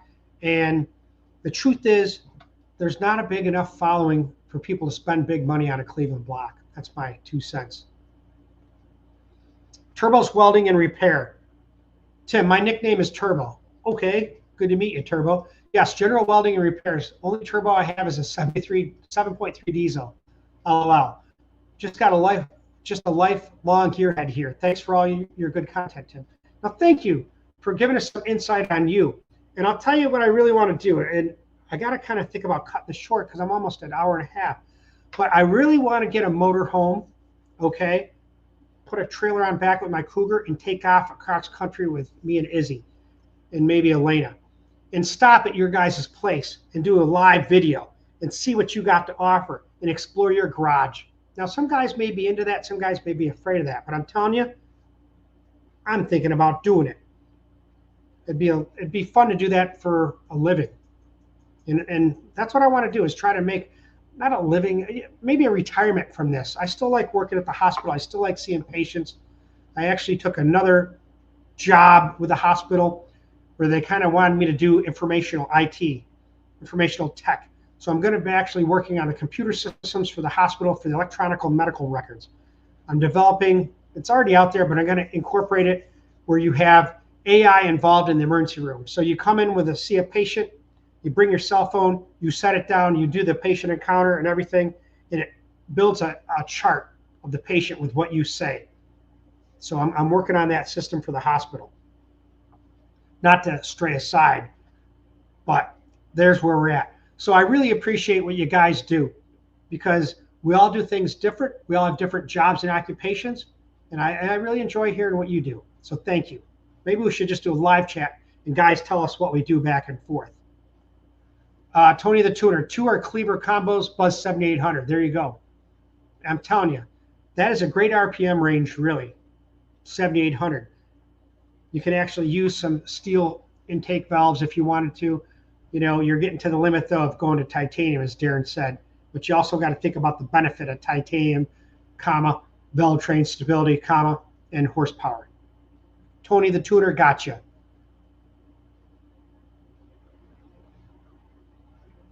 Tony, has Bullet ever done a cam for you? Yes, I mentioned that. If you were listening, you probably heard that. I talked about it. I actually designed it on Dyno 2000. Mark from Bullet did a few changes on it. It's a 273 and 284 and 050. It's a 109 intake lobe separation angle in at 105.5 intake lobe center line. It's, damn it, 727/744 gross lift. And I actually made videos of degreeing the cam. I made videos of checking the piston, the valve clearance, in different modes, including using the rocker arm, using the clay method, and dial indicator. And I'll tell you a little secret that Darren told me. Some of the fastest super stock guys out there use the loaded method.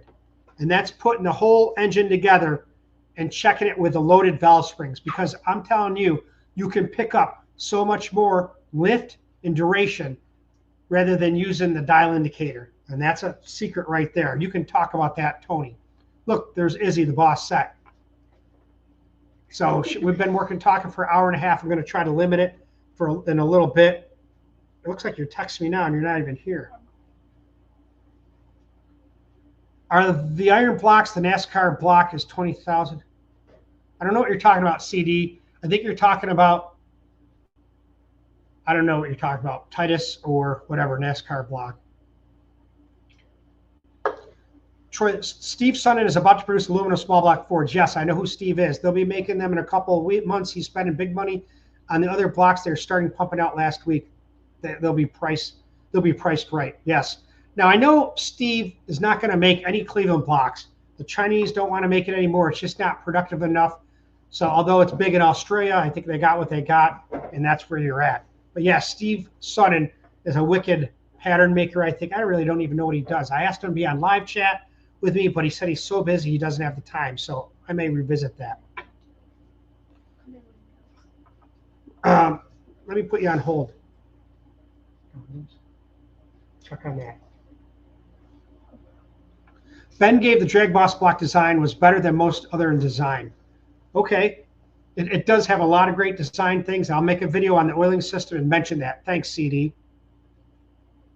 Tony the Tuner, August 14th and 15th at USA 131. Fast has a race with the bad boy stock tire 9-second cars. Yes, they do. Someone asked me about getting into that fast stuff. I'm going to give you a little insight. Those fast cars are fast, and it's because they're cubic dollars. I'll give you an example. Intakes for those, let's say for a big block Chevy, they got about 80 hours worth of work in them. So, I mean, that's like a $5,000+ intake. So those cars are not cheap, no matter what the engine looks on the outside. Those are top dollar engines. You know, those things are probably $80,000 engines. It's not some put together big block Chevy. So thanks for that. Shout out there, Tony the Tuner. Tom, if you're going to build a street motor looking for 550, 600 nitrous, what would you do? If you're talking about a Cleveland, what would I do? Or any motor? Tom, you got to kind of clarify that. But if I was going to build a Cleveland, I'd build a street Cleveland with some spray and a small kit, 150 kit. That's what I would do. Let me give you an example. I had a 377 cubic inch iron head in Cleveland, no work to the heads. No, I'm lying. There was a little bit of port and polish to them, but not much. And it had a roller cam in it. I went from a solid lifter cam, which with my car weighed 34.95. It went a 1205. I put a roller cam in it. That's all I changed was went to a roller cam. Off the trailer, it went 1125. I then ended up spraying that. Wait a minute. I'm thinking my thing. No, I'm wrong. Forget that. Going to 1125. I got it down to 1095. Okay. And that was all motor. I had another Cleveland that was a 30 over. So it was 357 cubic inch Cleveland, all stock iron heads. In my car, then it weighed probably 4,000 pounds. It was one of my first Clevelands that I built. That thing went 1336, normally aspirated. I put a 150 kit power shot on it. That thing ran 1185 off the trailer. I mean, it was like tearing the front end. I mean, I had so much with that 150 kit. Problem was I went up to a 250 kit and got greedy, and then I had all these problems. And what happened was I found out that it had a clogged nitrous filter. So it was running rich all the time, shooting ducks. But you got to clarify that, Tom, on what engine we're talking about. My daughter said I got about 20 minutes, and that's it. And that'll be close to 2 hours. So let me go down and see what we have. Harry Garland, Tire Talk. When I first built my Camaro, we ran Firestone 10.5 by 19.5 by 15s. Number 9 compound. When they worked, they did the job, but were finicky. Flash forward, I bought a set of Mickey Thompson. There you go. I mean, tires are something that are like, they're like shoes, right? They are the shoe of the car. And I can only wear certain shoes because the other ones hurt my feet. You're not on your feet for 12 hours. You got to have the right shoe. No different by these aspects with tires. What works for you? And in fact, I had talked to Mickey Thompson, and I may give Hoosier a call. I'm going to write that down, Hoosier, because I had talked to them, and Mickey Thompson wanted to do a live chat, and then we got busy, and I never got back to him. So I'm going to get us a live chat for those guys on Tire Tech. So stay tuned for that. Thanks, Harry. Thank you for your time. I try watching you for stuff for a long time. You're welcome, Tim. I'm glad you're here. You've been here for a long time. I appreciate all the guys who subscribe. You know, if you want to subscribe, great. I appreciate it. If not, don't worry about it. Just enjoy and learn what you can. CID has some pretty badass SBF small block Ford cannon valve stuff. They sure do. And that's John, I think, from CID. Valves and cylinder head combo, that's what I'd use. There you go. And there's so many different things to think about. It depends on what you want. You know, high dollar stuff, you're talking Assassin. No one's going to make more horsepower than that, probably. Then you got CID with the cannon valve stuff. Then you got the Brodix Neal stuff. You know, CHI, they make a lot of power for what they have. You know, AFD was on there and kind of fell back down and got bought by someone else. Not sure on their info now.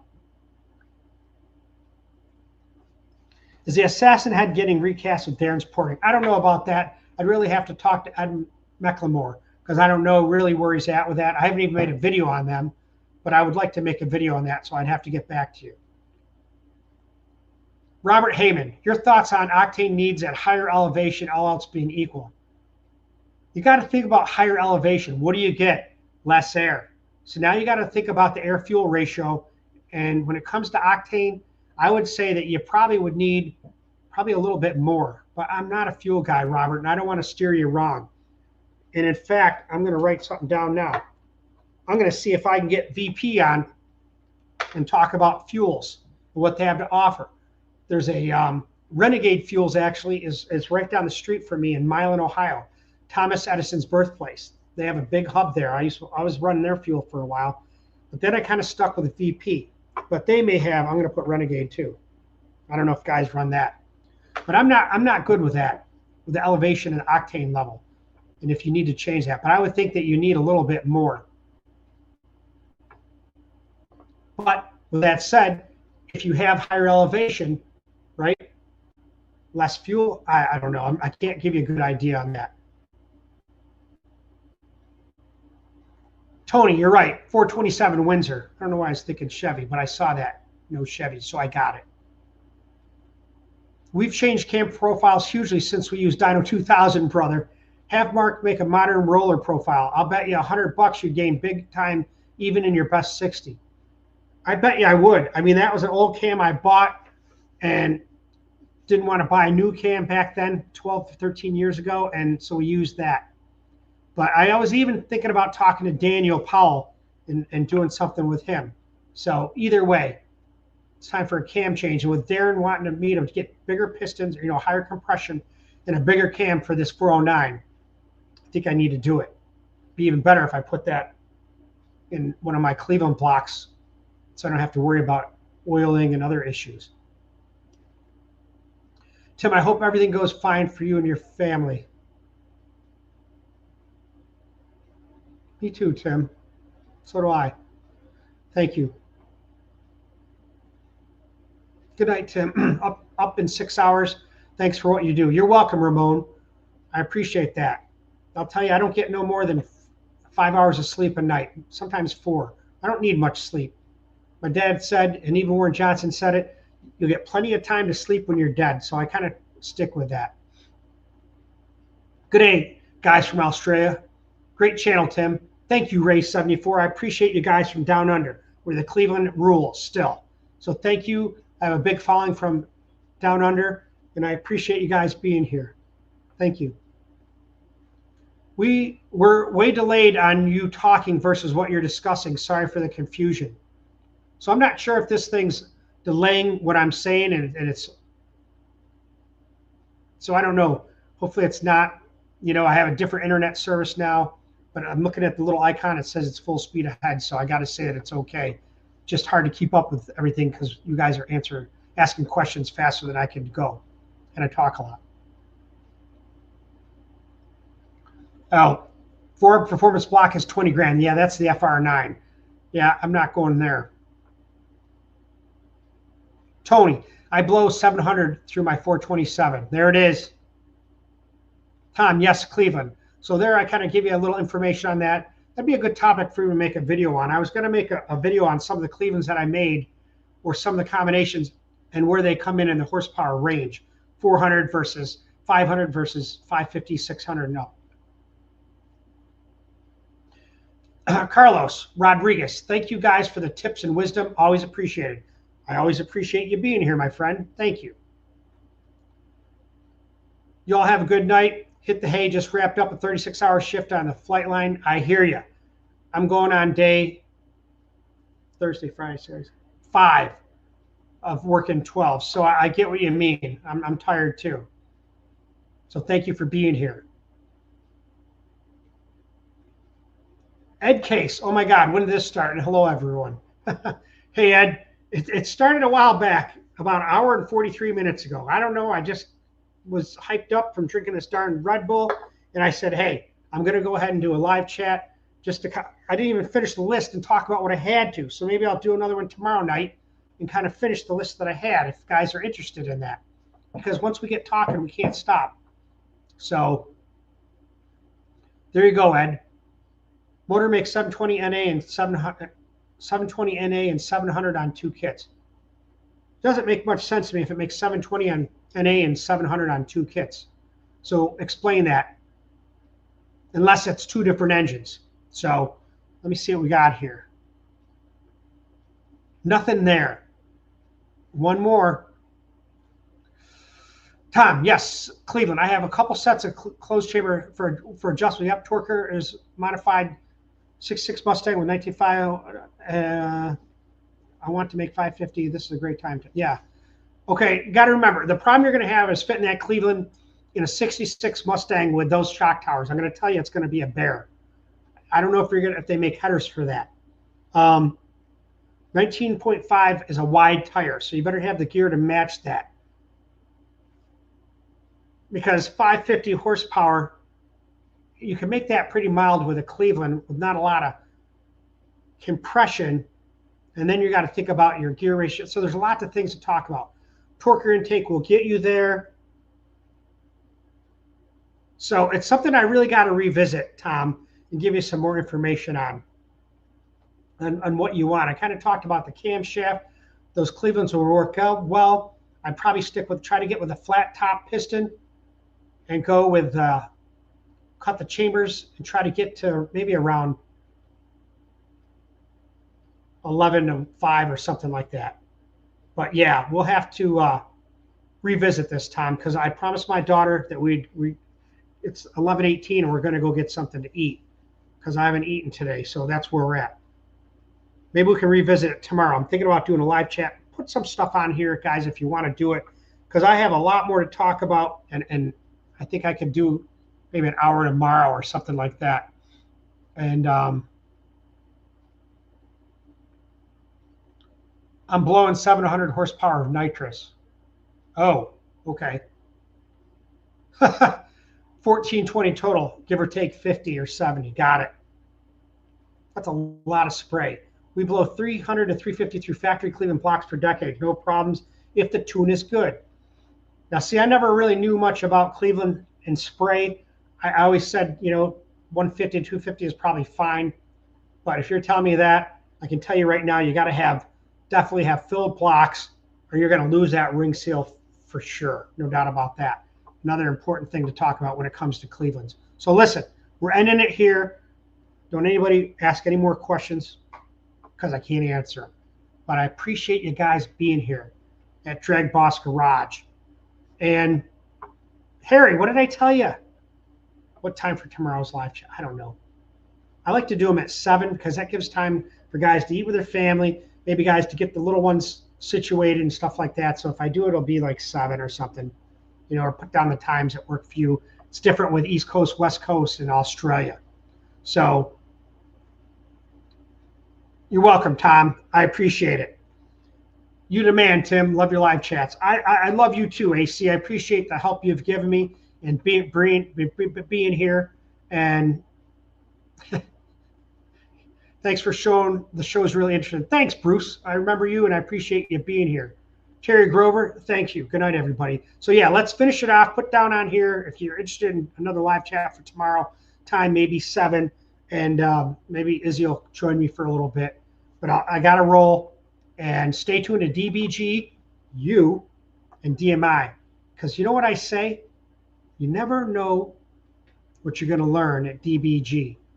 And you're always seeing something new. Did I say that right? Always seeing and learning something new at DBG. Those are my 2 little quotes. Sorry if I screwed them up, but I'm tired. So stay tuned, boys. We'll be back. Don't forget to like.